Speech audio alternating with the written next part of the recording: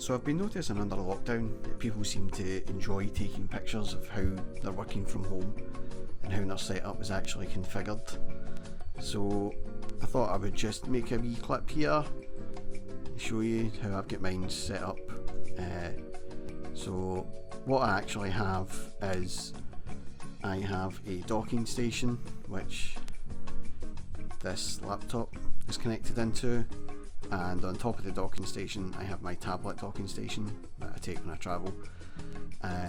Got these hooked up to a KVM switch right there, and that allows me to have the two of them on at the same time, albeit I need to change keyboard and mouse using the KVM, but it's quite handy. It allows me to log into two machines and see if anyone's trying to contact me on either of those two machines, and it's quite comfy.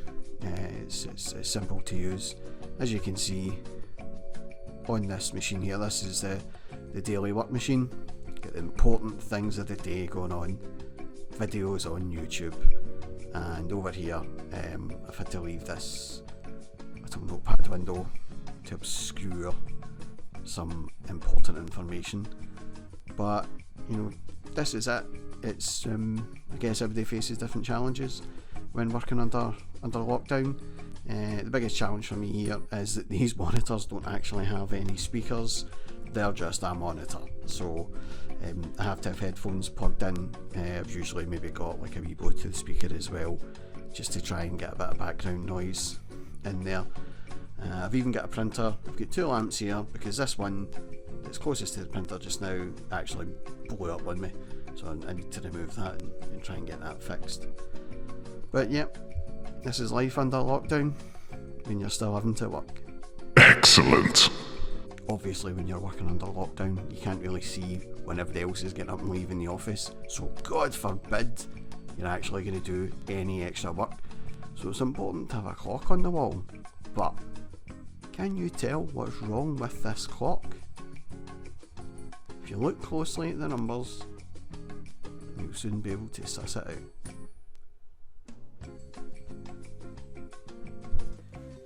So I guess one of the other things that happens as a result of lockdown, it gives you plenty of time to catch up on things you need to do, like maybe having a wee clear out and things. And whilst I was having a clear out, I found another few items to add to my nostalgia shelf. This one is a CB radio. This is a Mark 1 Cobra. Now, I haven't used this in donkey's years, many a long time, but it did bring back quite a few good memories when I'd seen it. I don't even know if these things are popular today or if they're worth any money at all, but I do know that from when I did use the CB, the condition of some of these things was quite poor. This one's actually not too bad condition, which is probably why I never threw it out in the first place. This one here's the other one that I used to use. This was the one I used all the time. This is an Audioline 341. Again, it's not bad condition. I had somebody that I knew carbon fibre this panel.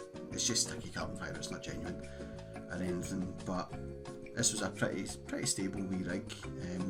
It had some modifications on it. It had a 5-tone bleep, and it had what's called a 41 jump. Most CBs only had 40 channels. At some point, believe it or not, they were quite crowded, so you had to get some chip added in.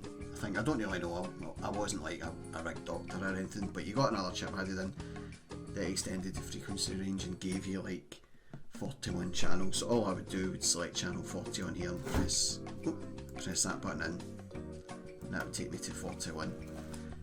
Again, this is in quite good nick. I don't think it's worth much. I paid 30 quid for this almost 30 years ago, so but yeah, good times, good memories, good laughs, you know, met some decent people on there.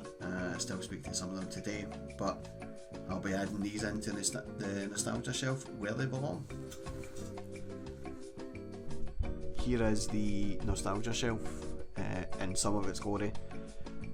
I've already shown this in a previous video, but I thought maybe I'll just give a wee rundown. Things in this shelf aren't stored in any kind of order, but if there's one thing I was absolutely crazy about all my life, it's been video games. Ever since I had a Commodore 64, I've pretty much been hooked on video games. Keeping a hold of the consoles helps. You know, it brings back a lot of good memories, because it's easy to figure out, you know, at what stage in life you achieved those memories, when you were happiest and things like that, because you knew what generation these machines were and things. So what I've got over here, I've got that Strider for the Mega Drive. That's a Japanese version, and then up here I've got a PSP, PS3, PS4, got a limited edition Metal Gear Solid box set, and the only thing that's ever come out of that has been the game. There's an envelope in there with something in it, it's never been opened. The original PlayStation, I actually had to buy 2 of them, and it was basically through playing Final Fantasy VII for hours at a time.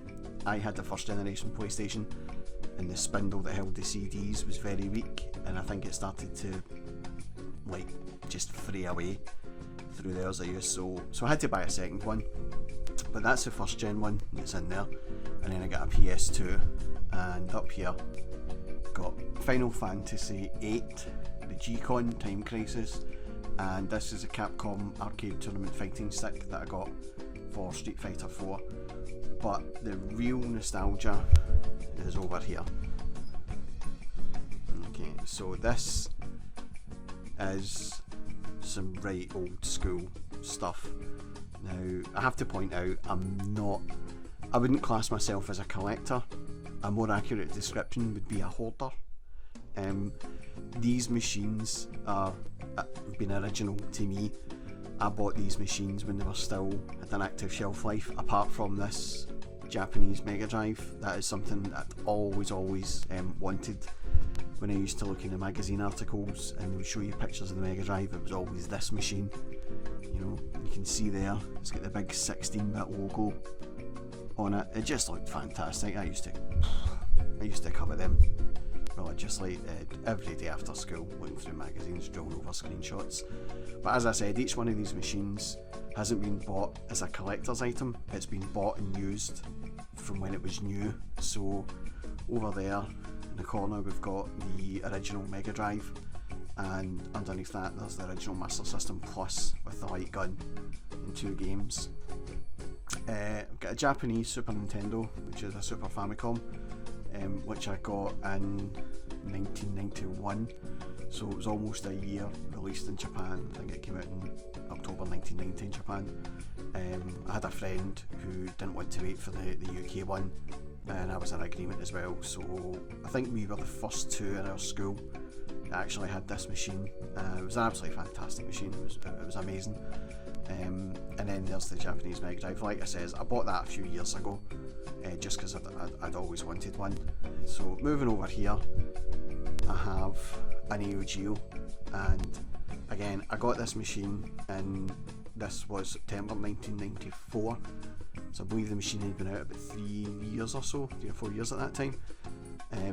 This was the first thing I bought with my first 2 paychecks ever from a full-time job. This is a machine I'd been wanting for a long time. I never intended to buy hundreds of games for it or anything. I intended to just buy like Samurai Showdown, which is what I really wanted for it, but I did buy games, you know, so I've got about 11 games or something. I've not got a huge amount of games for it, but it's an absolute beast of a machine. Anyone that's into retro video games should know all about that machine. And then I've got the Nintendo 64, Japanese again, up there on top, and then the two BCB radios added into the nostalgia shelf. Moving over here, we have the first DVD player I owned, which is this Pioneer one here. It's a DV717. Now this DVD player is quite old now.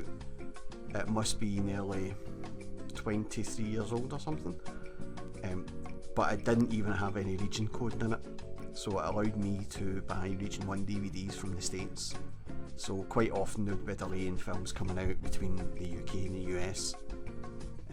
So you could get films, obviously DVD quality, perfect. And that's one of the reasons why I got it. And then above that, there's a right old Betamax video. Absolutely fantastic. It's not actually the first one, it was the second video player recorder that the family actually had. Betamax was, in my opinion, a far superior format to VHS, but VHS was cheaper, and therefore, it won the war. When you would go to like your local video rental place, the Betamax wall was tiny compared to the VHS wall, which was huge. And then I've got a Terminator 2 box set up there with Terminator and Terminator 2 with a wee book and presentation, some presentation slide or something as well. Again, that must be close to 30 years old now. Got that when I was in school, and I've still got 2 Betamax tapes in the wrapper, never been used. That's amazing. And over here, these tubs contain the games and things like that. So Neo Geo AES, and we've got the Nintendo imports. So that's going to be Super Famicom, US Super Nintendo, Nintendo 64 and things like that. And then this one down here is all PlayStation games, PlayStation 1, 2, 3. I believe I've got PlayStation 4 games in there as well. And again, it's the same in these tubs, just to try and keep everything good.